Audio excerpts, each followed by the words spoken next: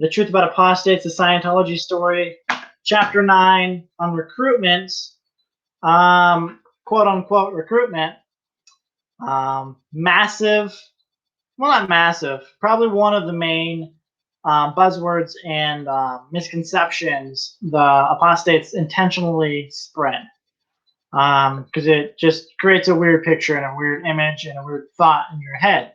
So here is the facts. Well, here are the facts. Let's take up how the apostates claim there's widespread recruitment happening for the church, probably hitting people over the head with clubs and taking them away Shanghai style. They like to create controversy, right? So the apostates like to spin things and such. So made a little joke there. Mr. Hubbard never intended for Scientology to have to go on any quote unquote recruitment phase to get new people into the religion. That is never what Mr. Hubbard intended because it is not necessary. He always intended to educate others about what Scientology has to offer, ensure that people had the correct data, and that they made up their own minds about it from the true facts and not the lies and rumors. People can find out for themselves what it offers, and once they do, it's pretty obvious there are benefits to learning more. The current chairman of the board, Mr. Miscavige, has only continued this vision and has brought it to reality through ideal organizations. On each new church building, you will find the first 2 floors of their facilities dedicated to bringing the truth about Scientology and Dianetics to those who are curious and who have chosen to look into it without committing to anything. The staff of these organizations see to it that the delivery of these services are very exact and very straightforward and are brought through by exact application by following how Mr. Hubbard laid it out in his writings, now called scriptures. This is one of the most obvious ways people can be educated about the church. There it is. You can walk into any church around the world. They're on 6 continents, right? 196 nations. Very beautiful churches. Very friendly people. And you get your questions answered right away. With the newer buildings that the church has acquired and opened, they are called ideal organizations. If you don't know what I'm talking about, chapter 8 should have explained that to you. Go ahead and go back to that video in this video series, and you'll find out more about that. But anybody can walk on in, get it pure and straight from Mr. Hubbard, instead of getting people's opinions and views about things that I think you should find out for yourself.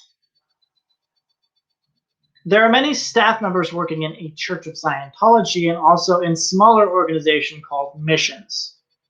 Missions are smaller churches, right?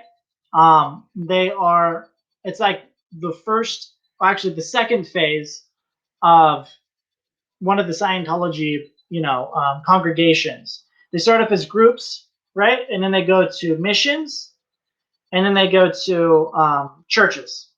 Okay, so missions is the second one. So you'll find that there are missions around, and they're just, expanding, and they're getting up there, and they're doing the things that they need to do.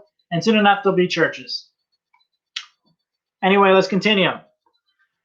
These people are also working with the public individual, you and I, to answer questions and direct you on the best way to learn the truth for yourself. The staff ensure that your questions are answered thoroughly through Mr. Hubbard's words and recorded lectures. They are not supposed to give you their version of the answers, but rather to get you to the exact answer laid out by Mr. Hubbard and the research. Everyone deserves to have the opportunity of finding out the truth through the actual written truth from the source, the founder, L. Ron Hubbard. Yes, you'll also find staff to walk outside the building, on the streets and sidewalks, handing out pamphlets and promotion regarding the church and their free introductory services. They're not there to recruit you, quote unquote. This religion is really about enlightenment and having to decide for yourself. These services help you make up your mind through applicable techniques that can help you in or out of Scientology, meaning you don't have to be a Scientologist to apply the principles. Okay? Churches of Scientology offer what they offer, and that will always continue. Additionally, Scientologists are out in society making a living, talking with people, hanging out with friends and family, and shopping at grocery stores. These people are true disseminators and the positive examples that make people take interest. You can't stop them from talking about how the many ways they are helped with Scientology. That's how the word of mouth spreads about Scientology. And when people are helped with something, they see to it that others also get the help they need and want. Word of mouth is usually why you see so many celebrities and artists in Scientology and how they first learned about it. They either met one of the successful Scientologists in the entertainment industry, talk about Scientology, and how it has improved some aspect. That person shared it with nothing in mind other than sharing it with a friend, and that friend was curious enough to look at it, the tools available for improving themselves as well.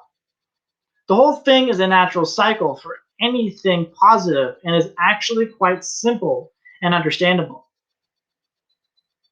Oftentimes as well, people do not bring up their positive experiences, and that's totally okay as well. Meaning that you aren't told to share your information. If you choose not to, okay, but if you're having positive experiences, why wouldn't you want to share that with people?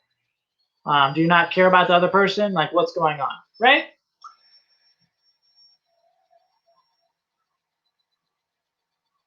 Now, let's go over to why would somebody be skeptical in the first place about the dissemination of Scientology? The apostates or opposition make it a difficult thing to understand and made it seem like Scientology is doing something unusual. Everything described here is often done by other religions as well. The Christian churches, the Mormon LDS Church, the Jehovah's Witnesses all do this all of the time. Each have prominent members, and they share their beliefs and practices with others in hopes that they will help themselves through the services offered at their locations.